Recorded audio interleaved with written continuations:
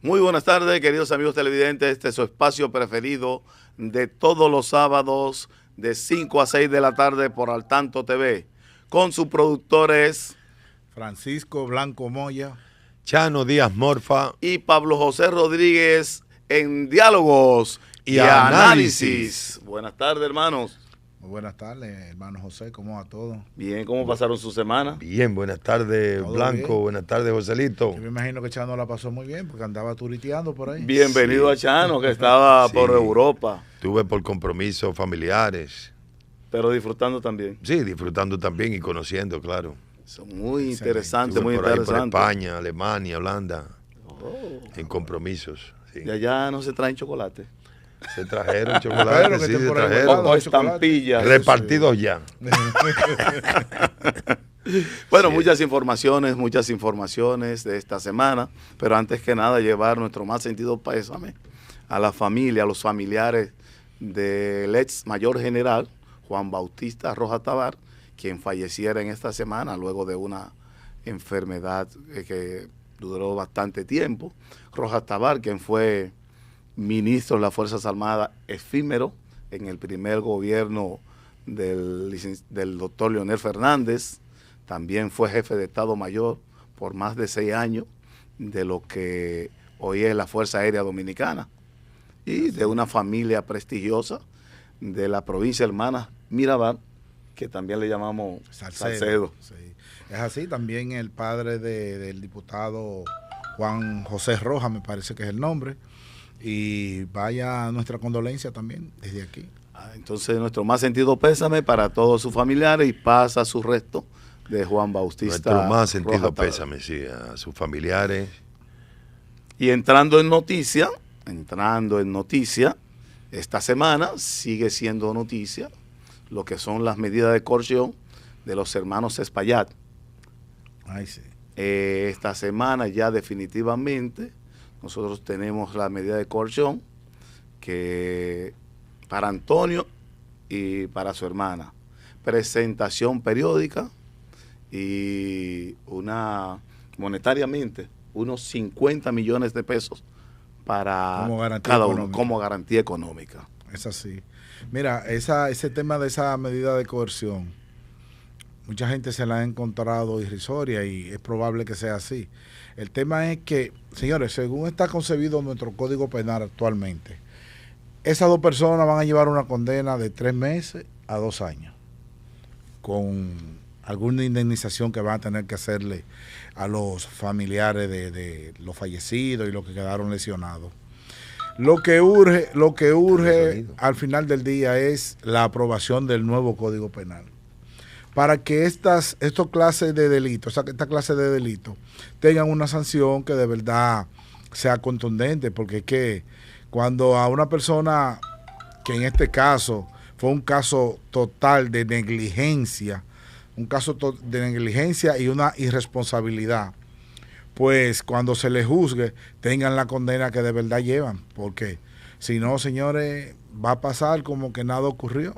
De 3 meses a 2 años una condena, esos 2 años, si bien es cierto que estar preso tú puedes ser un día y es difícil, pero para la magnitud de este caso, yo creo que hay que reformar el Código Penal, porque aquí tengan, señores, seguro que no va a haber una condena más allá de 2 años. Bueno, era evidente de que esto iba a acontecer porque los abogados de los representantes de las partes afectadas, de los deudos de los muertos La parte querellante. y los mismos heridos solicitaban a esos abogados que se declarara no homicidio involuntario, sino voluntario, por la negligencia que imperó a través de los años en las reparaciones de esta discoteca. Ustedes vieron ahí el informe y más aún las declaraciones de algunos colaboradores del señor Antonio Espaillat y de su hermana. Entonces, por más que se pidiera, la calificación de este delito no era homicidio voluntario, era involuntario. Es que no hace sentido que le quieran dar una calificación de homicidio voluntario cuando es un caso como el que sucedió, que lo que hay es una irresponsabilidad y una negligencia full, de verdad que sí. La ambición hizo que Sí, por ambición, descuidaran señores, así. por Y el más, dinero. oye, y más ya, ¿no, Joselito? Cuando ese señor ya tenía hasta video, pero yo vi un video del bachatero Anthony Santos, una fiesta que tenía. Parece que cayó algo, donde él dice, señores, pero se va a caer esto aquí. Él siempre lo dice en todos los shows. Sí. Se está cayendo esta vaina. Se está cayendo esta No, vaina, pero me dice voy más Anthony lejos. Santos. Hay un empleado que inclusive le mandó un mensaje exigiendo Gregory precisamente Adames. Para que suspendieran la fiesta. Se suspendieron la fiesta por el tema de que vivían cayendo trozos de techo y todo eso. Inclusive hubieron gente que demandaron con anterioridad porque precisamente le habían caído temas del techo. E inclusive hay una grabación donde un empleado le exigía a ellos que repararan ese techo, que habían problemas de que había ese riesgo. techo un día se iba a caer. Mira, y efectivamente así pasó. La magistrada Fátima no tenía otra argumentación que decalar el caso complejo y darle esta medida de coerción, puesto que los abogados representantes de los deudos y heridos solicitaban, oigan, nada más y nada menos que 18 meses de prisión preventiva, cuando la cárcel, la condena son nada más y nada menos que 2 años, No, pues, o 3 meses y 2 pues años. la medida de coerción iba a ser apenas cumplida entonces. Así Claro. mismo es. Y con decirle que No, ustedes y saben que a la antes, hermana le exigían 18 meses, pero domiciliaria. sí, con decirle, mire, esta es la joven abogada, magistrada Fátima, no recuerdo el apellido, pero con decirle que este caso está tipificado como involuntario, por donde quiera que usted lo ve, porque ellos no querían, porque ellos pusieron en riesgo su propia vida y la de sus familiares.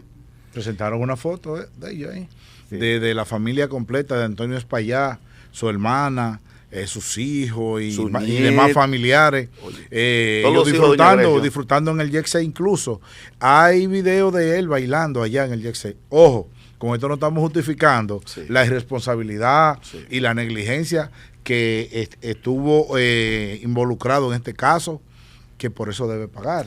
Mira, hay cerca de 6 o 7 medidas que le ponen como medida de coerción. Y la última es la prisión preventiva, inclusive la prisión normal y corriente. Antes la prisión preventiva, o mejor dicho, presentación periódica o prisión domiciliaria. Son 7. Son muchas. Entonces, este caso que es único, lamentablemente, esta desgracia, como nosotros le llamamos, mayúscula, tiene crónica anunciada, Crónica de una muerte anunciada. de una desgracia anunciada. Es verdad, sí. Tú sabes que la hija de Ruby Pérez dio unas declaraciones precisamente porque ellos indemnizaron a los del grupo, a él, a su a ella, a su esposo y a los integrantes de la banda de música de Ruby Pérez. Charo, Pero eso, no era- pero eso no está como muy claro ahí, o sea, No. No se Oye, Pero Tenemos la- las declaraciones de ella ahí. declaraciones de ella, pero no es indemnizándolo por el accidente, sino por el trabajo que hicieron. bueno, pues tú sabes que ahí presentaron un cheque de $1 millón de pesos, hizo lo único Sí. que el detalle de cuál es el concepto de ese cheque, habría que ver realmente Y si lo era, que le pusieron a firmar, ahí tiene el descargo que le pusieron a firmar. eso es lo que te estoy diciendo, que tanto a Zulinka Pérez, la hija de Ruby Pérez, Sí. como a Gregory, la otra persona que ha dado la voz de alerta sobre el WhatsApp, El colaborador de Antonio. el colaborador, los dos firmaron un documento de desistimiento para no actuar en contra de la compañía que era la administradora del YEXE. O sea, habría que ver los detalles en los documentos legales Bueno, que tiene. Estoy hablando de la para declaración ver. que dio ella. Exacto, es lo que te estoy diciendo, que esa es la Sí. declaración Ahora, que ella da. no es que esté claro que sea así. Hay que ver qué Sí. tanto es así o no es así. Lo que sí es, señores, que este caso de YESE... Vamos a escuchar a ver si tenemos verdad. audio, porque esto, ella haber tomado este dinero, verdaderamente a la sociedad dominicana la ha Conmovido. conmovido mucho, porque, cónchole, ¿cómo es posible que ella se preste a tomar esa migaja de $1 millón de pesos cuando las demandas son mayores. Entonces, esta fue parte de la prueba que presentaron los abogados de la defensa, donde cerca de 40 personas ya ellos lo han venido indemnizando. ¿Sabe para qué no, verdad? Claro, Para dejar el caso aliviantar la futura condena de los propietarios del Jet. Sabemos que no tenemos que satanizar a esa familia, porque esa familia también está sufriendo en carne propia esta desgracia. Sin embargo, nosotros creemos que no fue ni ético, ni creo responsable el que esta joven en esta coyuntura tan pronto, tan rápido, haya aceptado descargar la responsabilidad de estos imputados en esta desgracia tan grande. Ahora, habría que ver si ella antes de tomar ese dinero lo consultó con algún abogado o con su abogado, porque seguro que si lo consulta con algún abogado, le dice, mira, vamos a esperar, porque ¿qué? Desde que tú firmes ese desistimiento, ya tú tienes una carga menos que tiene ese caso. Todo el que haya tomado dinero y haya firmado un desistimiento, ya esa gente ya se descalifica para dar. No, es que están fuera del proceso, ¿entiendes? La vamos a escuchar. Vamos a escuchar las declaraciones donde ella se defiende y dice que eso fue para la orquesta. La tenemos ahí, Mr. William. Solo como miembro de la orquesta. Al igual que... Buenos días. Aprovecho este espacio para dirigirme a ustedes, de manera de aclarar los malos entendidos que han sido tema de conversación en diferentes medios. Antes que nada, quiero expresar mi más profunda solidaridad con las víctimas y los familiares del trágico colapso en el Jet Set. En carne propia estoy viviendo la pérdida que esto ha dejado y el inmenso dolor irreparable, el cual siento profundamente y sé que solo Dios puede darnos la sabiduría para enfrentar. En cuanto al tema del cheque que ha sido difundido, sí, es verdad, recibí una compensación solo como miembro de la orquesta, al igual que mi esposo Miguel Báez, quien también era miembro de la orquesta, ya que como comprenderán, dejamos de percibir ingresos a nivel laboral. Aclaro lo anterior, puesto que no se trata de todo esto, no se trata de cómo han querido insinuar. Eso es una compensación como miembro de la orquesta, no como hija de Rubí Pérez. Durante mucho tiempo he optado por guardar silencio, confiando en que las cosas se iban a resolver con madurez y respeto. Sin embargo, ante la desinformación, que me he visto en la necesidad de aclarar públicamente mi posición. No busco confrontación con nadie ni polémica. Lo único que yo deseo es que se respete el legado de mi familia. Entiendo que también deben respetar la dignidad de mis padres. Confío en que todo se podrá resolver de la manera más tranquila. Bueno, a esta joven, hija de Rudy Pérez, le correspondía, tenía todo el derecho de aceptar o no aceptar. Las otras hijas, como quiera, demandaron a los propietarios del Jet. Lo que nosotros personalmente pensábamos que debió esperarse un tiempo mayor para ella transarse en estas negociaciones, porque todavía los muertos estaban frescos, como se dice, lamentablemente. Y Joselito, Chano, tú sabes que eso en algún momento ella tenía que tener conciencia que iba a salir, que cuando ese juicio comenzara, eso iba a salir a la luz pública. O sea, ella sabía que eso iba a salir a la luz pública y a lo mejor, bueno, son temas muy de ellos, personales, pero quién sabe si a lo mejor las otras hijas de Rubí Pérez, que no son hijas de la misma madre y eso, tenían conocimiento de todo esto. Ella ahí, bueno, pues está defendiendo con todo su derecho.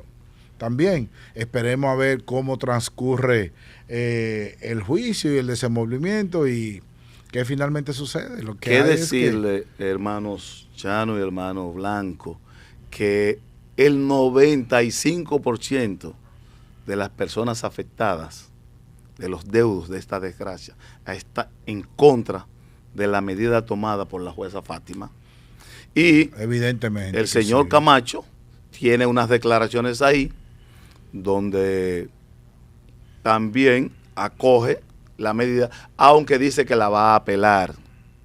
Pero todo lo que enuncia el doctor Camacho, el licenciado Camacho, tiene mucha veracidad. Vamos a ver, William, si tenemos las declaraciones del procurador adjunto Camacho.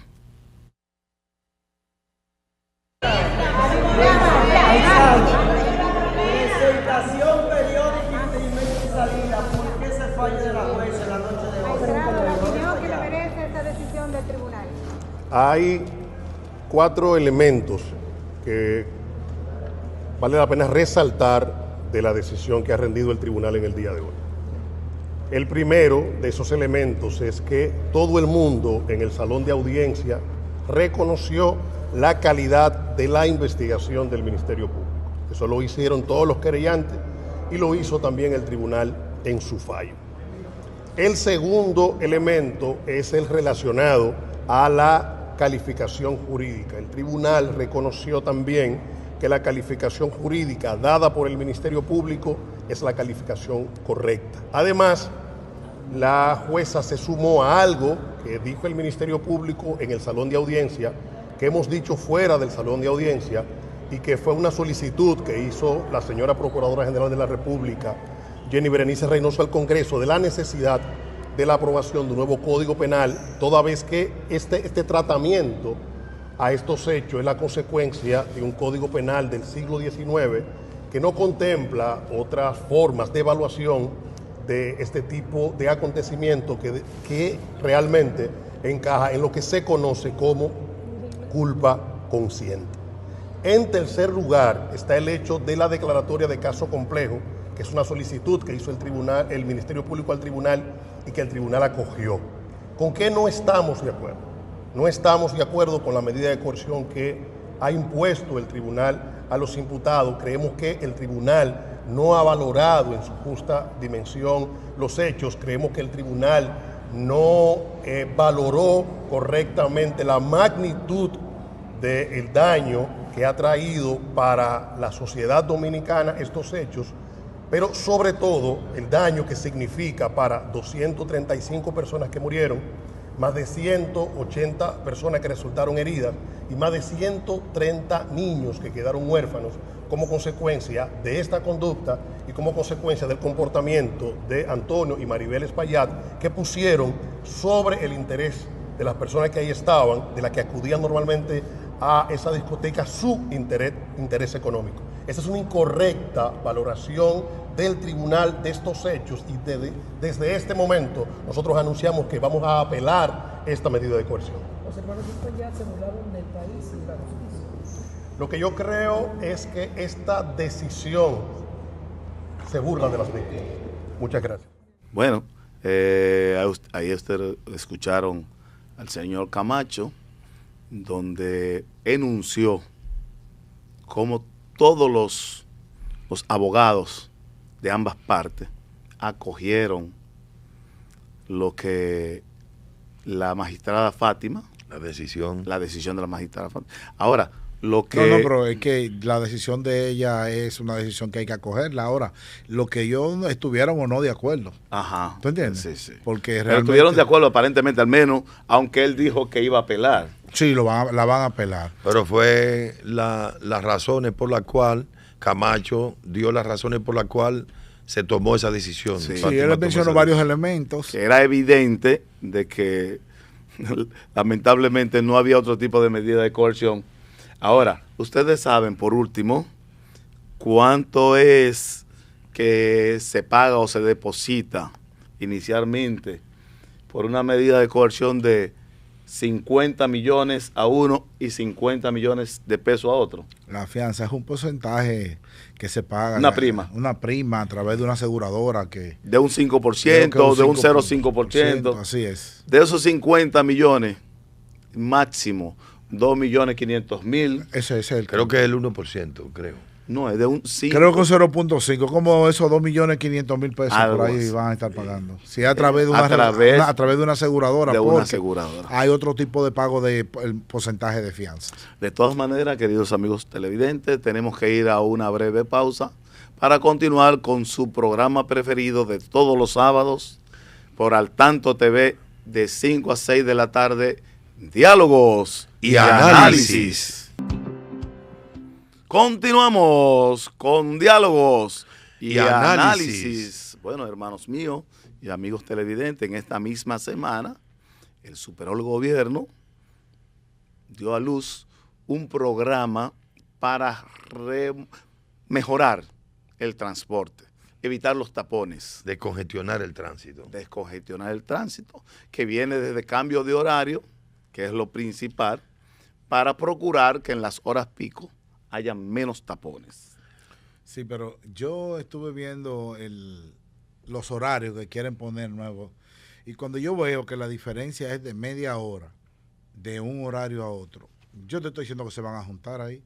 O sea, no entiendo cómo es que lo van a resolver el congestionamiento cuando la diferencia son media hora. Yo quisiera verlo en vivo eso. Bueno, De lo que verdad que sucede, Blanco, que realmente eso fue un estudio técnico que hicieron el Intran con inclusive una compañía brasileña, creo que fue, para precisamente evitar, ellos entienden que con media hora es suficiente para evitar descongestionar la hora pico, porque precisamente la mayoría de las instituciones y centros de estudio son de 8 a 9 de la mañana.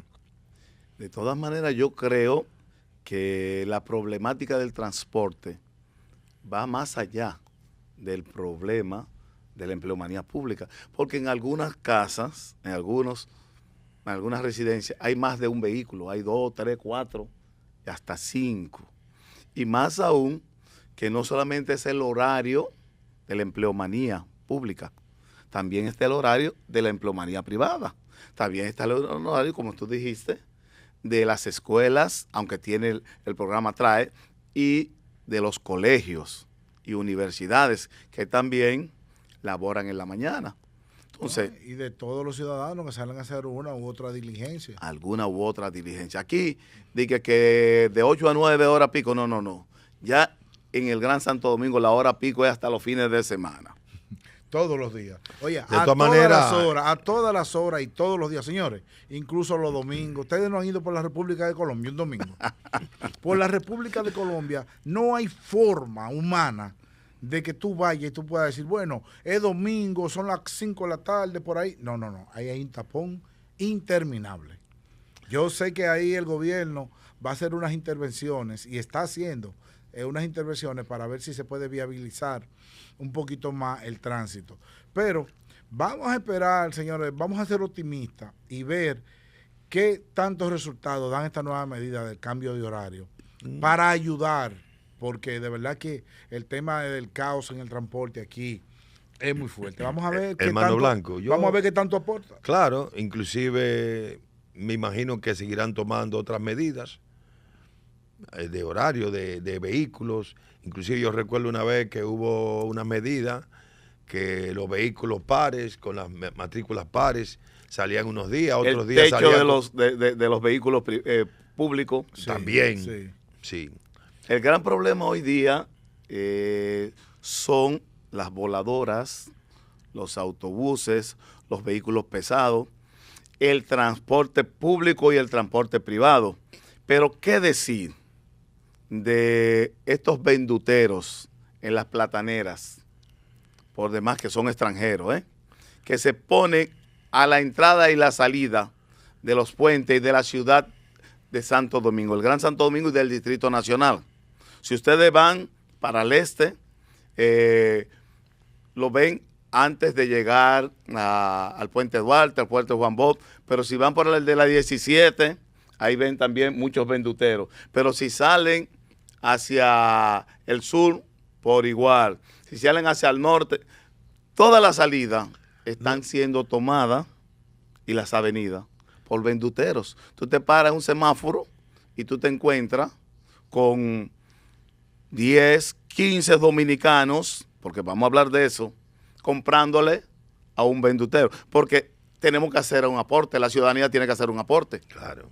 Porque no solamente es el Estado, es el gobierno Eso que es quiere regular. parte de su desarrollo. Mira, tú has dado en el clavo también, Joselito. Señores, los choferes de la famosa voladora no respetan ni han respetado nunca. Paradas. Nunca. Se te paran en el medio de la calle, pero habiendo espacio para pararse a la derecha, para recoger un pasajero o lo que sea.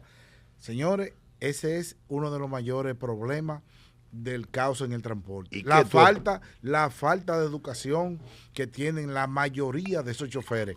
Y cuidado, oye, cuidado si te tiene una discusión o un roce con un chofer de eso. Hermano Blanco, hermano Blanco, ¿qué tú opinas de los motoristas? Sí, pero espérate, eso sí es un caos. Que se paran 70 de la guagua voladora y tú tienes un problema enorme. Los motoristas, el mismo tema. Señores, pero ¿qué motorista tú has visto respetando un semáforo? Que no cruce en rojo. O vía contraria. O vía contraria. Delante de las autoridades lo hacen. Entonces, yo no entiendo, y te digo una cosa, tú tienes un accidente porque ellos mismos son los que se te traen. Sí, la mayoría tú de los tienes casos. Un accidente con ellos y te viene la turba de motoristas. Porque realmente yo creo que hay más personas movilizándose en la ciudad con motoristas que en los mismos vehículos. Pero escúchame, Joselito, es producto también del mismo caos. Hay gente que prefieren llamar un motor Uber, InDrive o un motoconcho personal que tiene y mandarlo porque es la forma de llegar rápido. Porque si tú, es que aquí, Chano, en la capital, a cualquier sitio que tú vayas, por más cerca que sea, te coge de 30 a 45 minutos. Eso es así. No hay forma de tú llegar en 15, 10 minutos o 20 minutos a un sitio, por más cerca que sea. ¿Y qué decir de la genialidad de estos que le corresponde ordenar el tránsito? Cuando un DGC detiene a un ciudadano, ¿usted sabe dónde lo están deteniendo y dónde se esconden ellos?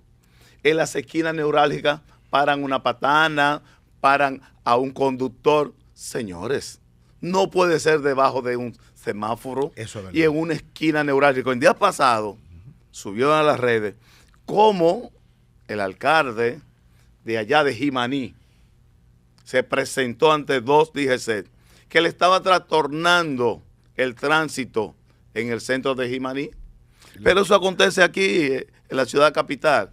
Cogen una patana en una esquina, señor. O hay un accidente y en vez de socorrer el accidentado y subirlo a la acera, lo dejan ahí mismo. Es verdad que si el accidentado tiene problemas de la columna vertebral, tiene que movilizarse con una camilla, pero si es un pie, si es un brazo, entonces ustedes saben lo que hacemos los dominicanos, a curiosear. Sí, todo el mundo se para por igual a mirar y detiene su vehículo. Señores, y si son dos vehículos que chocan, hasta que no viene la grúa no lo movilizan, cuando lo que hay que hacer es tomar fotos y llevarlo a la casa del conductor, a las partes envueltas. Mira, ahí se da también un caso de guardar el tema a la escena del hecho, que la policía científica foto, video. En muchos casos exige eso, pero tú estás diciendo algo que es muy cierto. Yo he visto operativos, tanto de la DGC como de la Policía Nacional, en lugares donde obviamente que si tú estás parando a alguien se va a armar un caos. Pudiendo hacerlo un poquito más hacia allá, lo ponen debajo del semáforo o en una calle concurrida que tiene que necesariamente ese caos de transporte que ya de por sí existe agravarse cuando usted hace una cosa así. De manera que todos esos puntos, toda esa variable, cuando se juntan, son las que detonan con este caos que hay. Nosotros de inicio verdaderamente saludamos estas medidas y las felicitamos. Pero como dicen ustedes, hermano, hay que ampliarla y hay que buscar otras medidas paliativas. Sobre todo, crear conciencia ciudadana. Ahora que se está revisando el currículum escolar, se habló de a la juventud, de a los niños, darle urbanismo para que ellos aprendan primero a cuidar el medio ambiente, a no tirar la basura en la calle, a recoger, a guardar y llevar a su casa, pero también que cuando sus padres cometan una imprudencia, papi, porque ellos son futuros padres también. Y este país, de la única forma que puede cambiar, es si cada ciudadano hace su aporte. No dejarle todo, históricamente, a las autoridades. Las autoridades hacen lo que pueden en beneficio de todo. En resumen, Sí. hace falta educación vial. En las Eso es escuelas. parte del mismo subdesarrollo que tenemos. Tenemos que tener gente que viene acostumbrada a bregar con burro, a meterle un vehículo, a conchar. Realmente eso es así, esa es la realidad. Mira, yo escuché también que en el próximo currículum escolar para este año que viene van a incluir la materia de moral y cívica. Moral. Otra vez la van a... Bien podría Que ahí hace mismo falta, en esa señores. materia de moral y cívica incluir todo eso que ustedes están diciendo. Y desde niño, pues vamos aprendiendo cuáles son las cosas que no se deben hacer, cuáles sí, y cómo vamos a cuidar, como dice Joselito, el medio ambiente, no vamos a tirar basura en la calle y todo eso.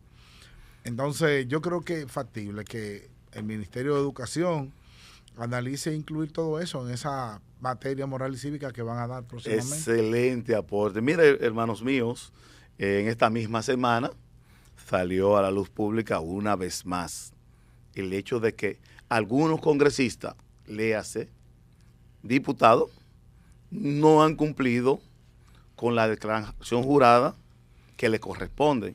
Más de 100 diputados, señores, gente que reciben tantos beneficios y que deberían de legislar para todos, no para ellos, porque deberíamos nosotros exigirle primero que le quiten el cofrecito, que le quiten, aparte del cofrecito, ¿cuál es el otro? El barrilito. El barrilito, las exoneraciones, Claro.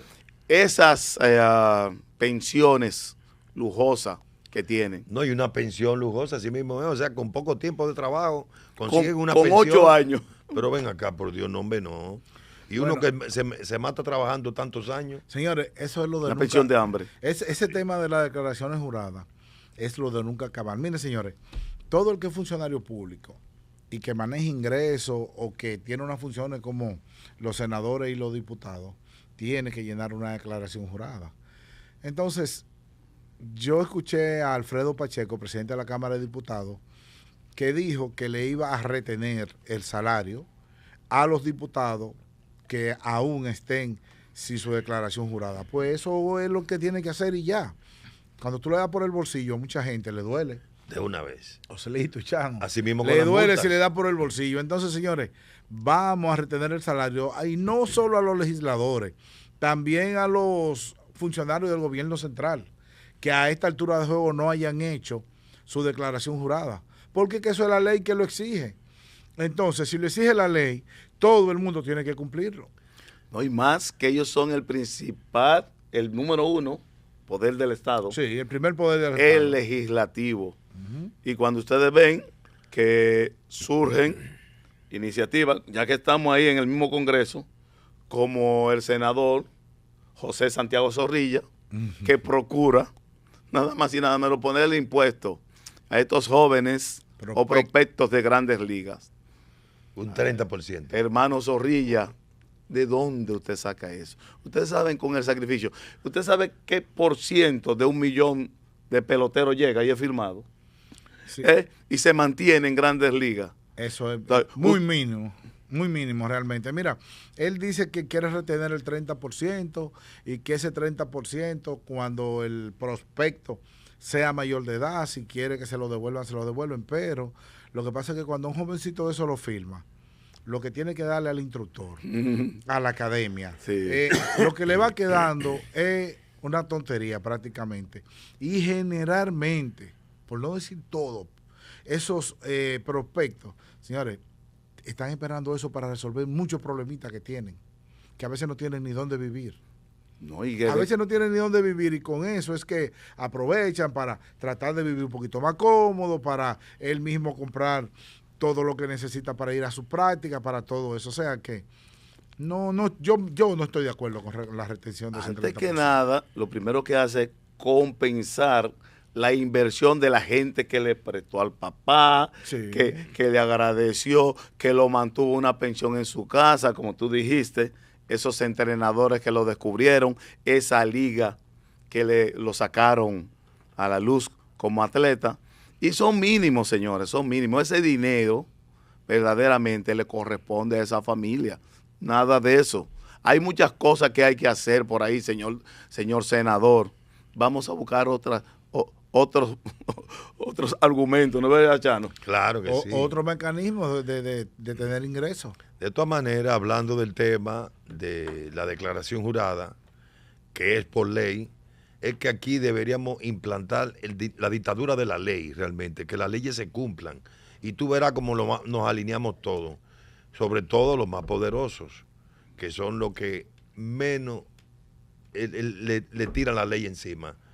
En otros países, mientras más poder tú tienes, la ley es más dura contigo. Aquí no. Y mientras más poder y poderío económico tú tienes, también más pagas.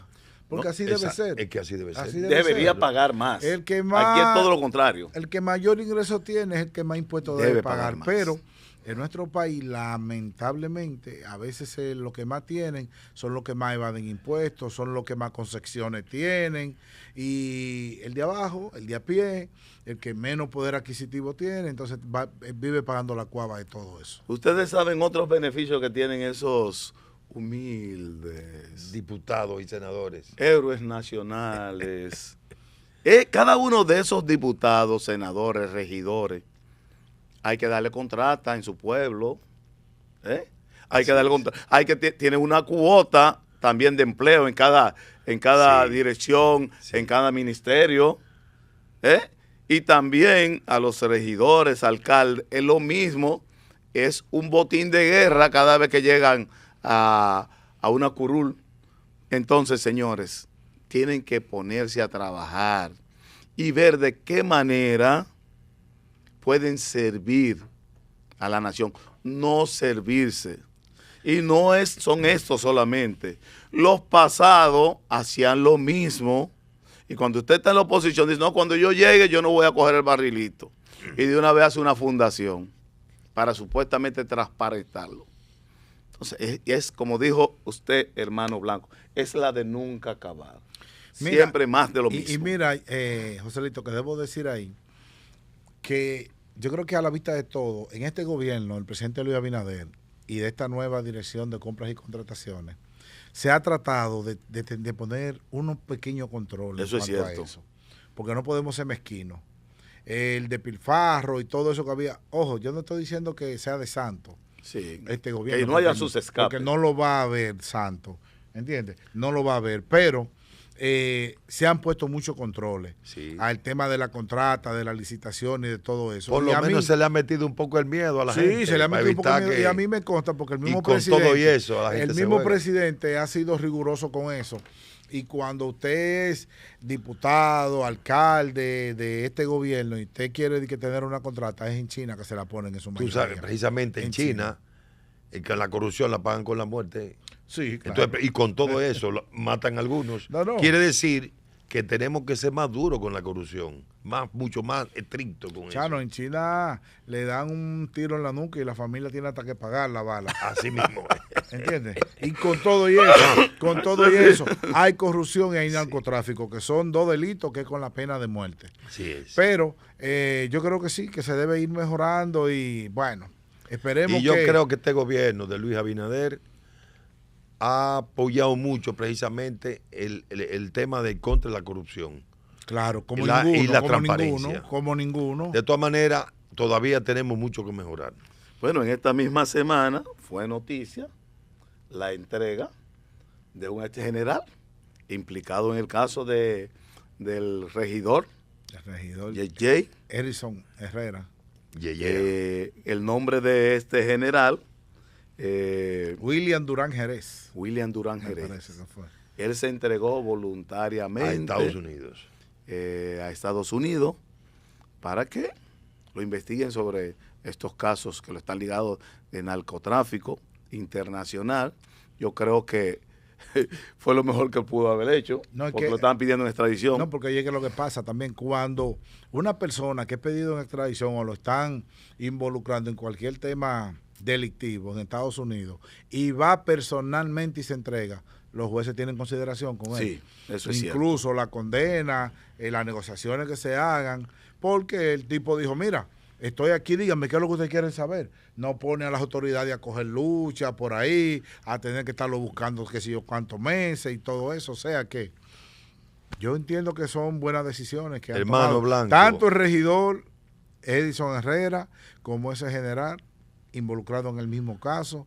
Yo creo que son una sabia decisión de ponerse a disposición de Hermano la justicia Blanco, ¿y qué tú me dices de los militares de alto rango que fueron condenados a 10 y a 15 años por el tráfico de indocumentados, de haitianos indocumentados? Yo vi que fueron unos militares, no sé si eran de alto No rango. son de alto rango, No sé si eran pero de hay alto oficiales. rango. No sé si eran de alto rango. Pero no sí. de alto rango. Pero señores, eso es una noticia que va a impactar en el tema del tráfico incluyendo civiles también, de indocumentados haitianos. Señores, cuando a una persona le echen 10, 15 años por estar trayendo indocumentados aquí, los demás lo van a pensar. Claro. Lo van a pensar, señores, porque tú sabes que lo hemos comentado mucho en este programa. Este país está lleno de indocumentados haitianos, pero es porque entran por la frontera, porque no hay por otro lado. Si no entran, no hay que sacarlo. Por una de las fronteras, sur, norte, donde quiera que esté, por ahí entra. No hace falta cogellola. Entonces, señores, hay que buscar quiénes son los responsables de permitir eso y someterlo a la justicia y que sean condenados. Y voy que va a bajar en un 50% por lo menos la cantidad de haitianos que entran. Mire un caso. Las indocumentadas que iban a parir a los hospitales haitianas. ¿Tú sabes cuánto ha bajado? 70%. Por Dios. Lo dijo Waldo Ariel. Un 70% ha bajado la asistencia de los indocumentados haitianos a los hospitales que consumían el presupuesto de salud de los dominicanos. Entonces, eso mismo va a pasar en la frontera. Se está acabando con la mafia que hay de los indocumentados. Déjeme decirle, hermanos míos, que nosotros saludamos esta medida. Esto fue una jueza, en Montecristi. Si nosotros continuamos haciendo esto, eso va a ser como un ejemplo, un referente para estos malos dominicanos, civiles y militares, que se están haciendo de un buen dinero, llenando este país de mujeres parturientas, de ilegales haitianos y de otras nacionalidades, porque precisamente esos que vienen por ahí solamente son haitianos, ningún otro indocumentado viene por la frontera. Sí. Y hay mucha gente que se está haciendo rico. Y esa investigación debe llegar también a otros que están legalizando a través de ONG a ciudadanos indocumentados haitianos. No todos tenemos que dejárselo a la Dirección de Migración, al Estado, al gobierno. Nosotros tenemos también que denunciar a esas personas que ustedes saben de allá de la frontera, que tiene ese negocio históricamente. Porque si nos quedamos callados, nosotros somos la víctima. Nosotros tenemos ahora mismo en nuestro país, una migración incontrolable. Hay que disminuir, por supuesto, como nunca se ha metido mano a esto, porque el presidente ha procurado eso. Y también ha procurado en foros internacionales la ayuda, que dicho sea de paso, le prometieron ahora mismo 200 millones de euros para tratar de completar lo que se le había prometido para mejorar la situación de los haitianos y la protección de los civiles haitianos que están siendo víctimas de estas pandillas. Pero vean acá, hablando del tema haitiano, y las autoridades de Kenia que están apostadas en el país vecino de Haití, ¿qué ha pasado? Los mercenarios, los drones. ¿Le han faltado recursos humanos, económicos? ¿O qué ha pasado? Porque el caos en Haití cada día se acrecenta más. Entonces, o sea, no vemos una solución ni a corto ni a largo plazo.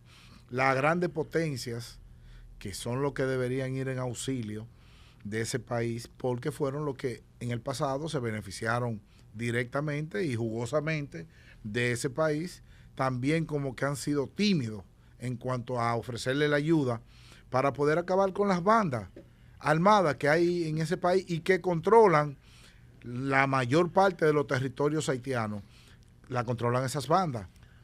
Entonces, hasta que todos no se pongan de acuerdo en ir a ayudar a ese país, esos países poderosos, la fuerza que está haciendo el trabajo de Kenia en Haití no va a poder solo con No ha sido una ayuda suficiente, señores. Esos países entienden que el problema principal es de nosotros y que nosotros somos los que tenemos que enfrentarlo. Pero realmente es una situación que afecta no solamente a nosotros como país, sino también afecta a los mismos haitianos. Es una situación que lo afecta a ellos mismos porque están inmigrando a toda parte del mundo. Eso es así. Mira, estas declaraciones del doctor Waldo Ariel Suero, y yo le digo Waldo Huelga, llegan en un buen momento. Ustedes me dirán por qué. Porque él criticó mucho las medidas y el protocolo que se estaba utilizando. Él trataba de que se humanizara más ese protocolo, sobre todo con las parturientas y los enfermos. Pero como bien dijo nuestro hermano Francisco Blanco Moya, ahí se ven los resultados, señores. Ya los médicos, las enfermeras, los ciudadanos dominicanos tienen un alivio. Primero, un dominicano que quería presentarse a un hospital tenía que hacer una fila inmensa porque los haitianos amanecían ahí. Así es. Y eso también tiene que hacerse más allá de los hospitales, porque también tenemos el problema de la educación, aunque ahí está la influencia de los niños, pero también hay que prestarle mucha atención. Hay muchos jovencitos haitianos que deambulan por las calles, por las esquinas, limpiando cristales. Y sobre todo, lo último, antes de irnos a la pausa, hermanos míos, el control natal de esas haitianas que están aquí en la República Dominicana. Si tienen papeles, no es verdad, si ustedes sin condiciones, que usted puede tener 2, 3, 4, 5 y 7 muchachos.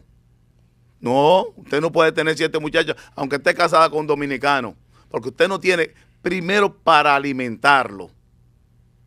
Segundo, para educarlo y formarlo. Cuando muchos dominicanos irresponsables tampoco tienen tiempo ni ingresos. Y más usted, que está en un país extranjero. Señores, debemos ir a una breve pausa para retornar con más comentario y análisis en Diálogos y Análisis.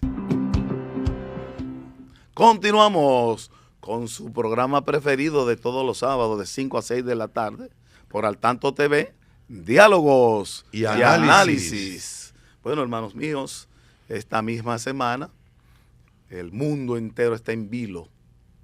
La guerra hace más de una semana, cerca de 2 semanas, de que Israel bombardeó a Irán y la respuesta no se ha hecho esperar. En un primer bombardeo, Israel, primero en un lugar militar, supuestamente mató más de 10 generales, más de 10 científicos y profesores universitarios, cerca de 600 civiles. Y ustedes saben, ¿no? ¿Verdad? Irán. No, y todos los puntos estratégicos en Irán han sido atacados. No, y estratégicos de donde se están produciendo los temas nucleares. Sobre todo, eso mismo, procurando evitar de que Irán continúe con sus experimentos de enriquecimiento de uranio para tener bombas nucleares. Señores, y lo más triste de todo esto es que no se vislumbra una paz en esos países. Y le voy a explicar por qué, señores. Cada país de eso por ahí tiene su verdad absoluta e innegociable. Oye, como yo estoy diciendo, la verdad absoluta e innegociable. Tú hablas con las autoridades iraníes y ellos te van a decir que es que Israel ha hecho esto todo el tiempo y que aquí, que allí. Tú hablas con Israel y te dice lo mismo. Entonces, son radicales extremos. radical extremo, porque mira, este problema que hay de Irán e Israel tiene sus orígenes en el conflicto entre los palestinos, entre la Franja de Gaza e Israel. Sí. Cuando en una boda que había, el grupo Hamas y otros interrumpieron la fiesta, un concierto, Cierto, sí. secuestraron una cantidad y mataron una A cantidad. más de 1.200. Entonces, ¿qué hace Israel? Que a lo mejor desproporcionadamente, usando la fuerza, le mata casi 67,000 personas. Casi 67,000 personas, de los cuales 23,000 son niños. No, 28,000 niños. 28,000 y son niños. mujeres y ancianos, Señores, civiles. Entonces, cuando tú ves eso, tú dices, ¿y por qué tan radical? Y no hay forma de que nos sentemos en una mesa del diálogo, las autoridades de un país y de otro, o todos los que están alineados en esa región contra los que no están alineados, y nos ponemos de acuerdo con el único objetivo de que no haya tanto derramamiento de sangre. Pero no, señores, lamentablemente, eso es difícil que pueda suceder. ¿Por qué? Porque el tema, más allá de lo que piensan, es un tema de intereses económicos. De todas maneras, señores. Charo, déjame concluir, espérate, la Sí, idea. sí. Déjame concluir la idea. Es un tema de intereses económicos y que aparte de eso se mezcla Y con religioso, temas y religiosos. religioso. Ajá. No es en qué voy. Aparte de los temas económicos, intereses económicos, se mezcla con el tema religioso, que cuando yo soy de una religión y tú eres de otra, tú me lo puedes decir como tú quieres y yo nada más voy a Y de entender. los mismos terrenos. Yo nada más voy a percibir la religión como yo la creo. Entonces, señores, por eso que yo les digo que es tan difícil que el mundo pueda en algún momento ver que hay una paz sincera y verdadera entre esos países. Chano. Sí, decía que el presidente de Estados Unidos, Donald Trump, concedió 2 semanas para decidir si va a enviar ataque a los iraníes. Mientras tanto, en Ginebra se está celebrando negociaciones de funcionarios europeos con iraníes. Bueno, esta semana estuvo la reunión del G7. Sí. Sí, Mira, lo que está aconteciendo. es que Estados Unidos inclusive no está de acuerdo y no se ponen de acuerdo los europeos y los americanos. Para nadie es un secreto de que Irán es el principal financiador de estos grupos terroristas, hutíes, de Hamas, etcétera, etcétera. Pero ellos fueron agredidos inicialmente por Israel en esta ocasión. Ahora, las grandes potencias como China y Rusia e Irak han cerrado fila con Irán. Estados Unidos ya le está facilitando armamento, aunque no lo ha dicho abiertamente a Israel, porque ellos son el sostén de Israel.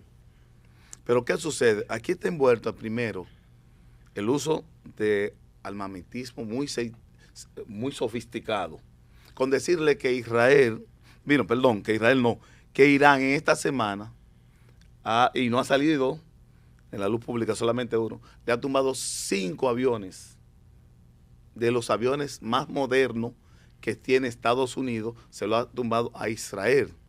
Pero Irán penetró aquel Escudo de Ese acero. escudo de acero que tiene Israel, y ya van más de 30 muertos. Contra los misiles. Eso no es- Y también bombardeó específicamente un centro de investigación de Israel, cerca nada más y nada menos de un hospital, donde resultaron varias personas heridas.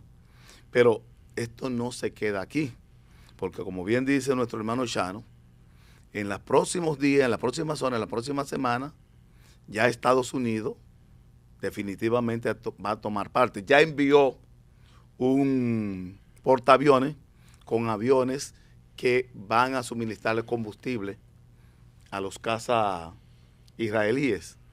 Pero esto está que uno no sabe en qué va a parar. Yo te voy a Pero decir, todo yo te voy a esto, decir, todo esto, tiene consecuencias negativas en la economía. Ay, sí. Porque hoy día el petróleo ha subido disparó. ya a 70 y pico de dólares el barril. Así es. 77, 78 dólares el barril.